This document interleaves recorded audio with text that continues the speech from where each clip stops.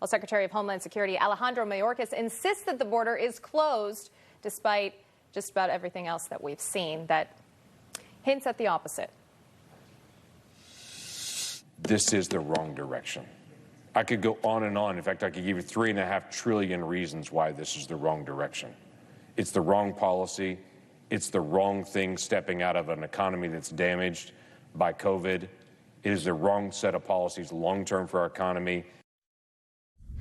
All right, that was U.S. Senator James Lankford speaking yesterday on the Senate floor in opposition to the Democrats' tax and spend proposals, including raising the corporate tax rate here in the U.S. to 26.5%, which would be higher than the current 25% rate in China, our biggest global competitor. Joining us now for more on this is Oklahoma Senator James Lankford. Senator, so nice to have you back on. Good morning. It's great to see you again. So let me get this straight, Senator. To make the United States more competitive globally, the Democrats want to raise the corporate tax rate so it's higher than China.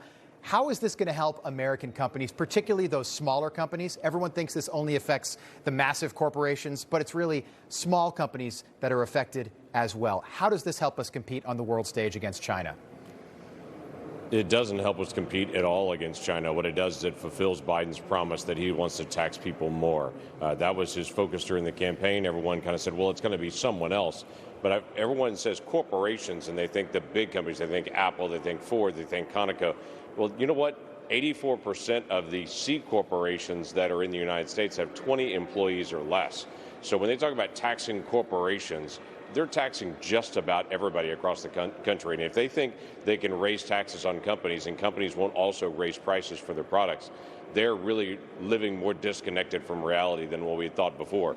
China is our biggest global competitor. If our tax rate is higher than China, guess what? International companies will just do business in China rather than do it in the United States. It's not hard to be able to see that one coming. Well, I think we've seen it before, Senator. There's this notion out there right now, this prevailing notion that we need to stick it to the rich. The progressive left has been pushing this for months now, but we've seen this play out before. If we raise tax rates, companies are going to say, all right, why do business in the U.S.? I'm going to move my operation overseas. Yeah, yesterday I laid out on the floor several things on this tax policy. But one of the things that I laid out was this preposterous notion the Biden administration and Janet Yellen have is that they're going to negotiate with every other country around the world, and every country around the world is going to raise their tax rate so that when the United States raises our tax rate, it won't cause businesses to go internationally. So they've said everyone else is going to do it. But here's what happened. This sounded like something from middle school for me, where all the guys would get together, come up with a crazy, dumb idea, and then we would all look at somebody and go, that's a great idea. You go first. Right. That was a terrible thing to do, to have whoever goes first. But they're literally looking at the United States saying, we'll all raise our taxes. You go first. And Biden's saying, okay, we'll go first. We'll raise our taxes. Wink, wink, nod, nod. Maybe everyone else will come. They won't. They'll keep their tax rates low, and they'll actually take business from the United States. Yeah, we used to fight. I remember during the Obama years, we'd fight back against American companies that were being bought and moved overseas. Joe Biden apparently has no problem with this. I want to talk to you a minute about these COVID-19 mandates, these vaccination mandates. It's going to affect two-thirds of U.S. workers. It has not been popular, to say the least. We put together a little list yesterday about employees that aren't required to get vaccinated. FDA employees aren't required to be vaccinated. CDC employees, the White House staff, Congress, J&J employees, and Moderna employees. But the Border Patrol is required to get vaccinated, yet people crossing the border and refugees are not. What do you make of this outrageous hypocrisy? It is a hypocrisy on steroids on multiple different levels, because you have all these individuals that are coming into Afghanistan and they're making a big deal saying we're making sure they get vaccinated, and literally look at the southwest border and say they're not even required to get tested coming across the southwest border, much less vaccinated. This vaccine mandate is a terrible idea. Every American knows inherently I can make decisions for myself because I'm an American. I'm not a Chinese citizen where the government can then mandate something on me. Everyone has this sense of freedom to say, even if I take the vaccine and encourage the vaccine, even if I have already had it myself, I can't mandate that on someone else.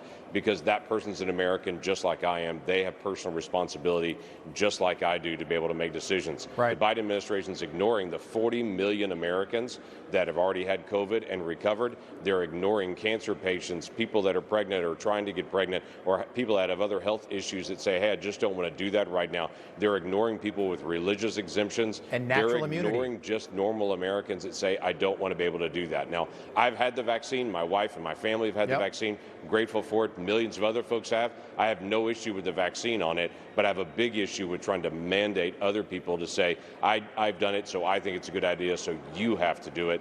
That's not the way it works in America. That's a great point, Senator. Just about 15 seconds. You are a senator representing one of my favorite states, Oklahoma. I have family in Tulsa. I know that you are familiar with riding a horse.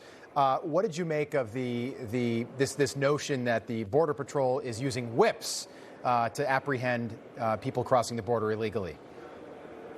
No, they're not using whips. I'm glad that Kamala Harris has now opened up an investigation of her own administration that says she wants to be able to look at this. What she's going to find is the Border Patrol does a fantastic job.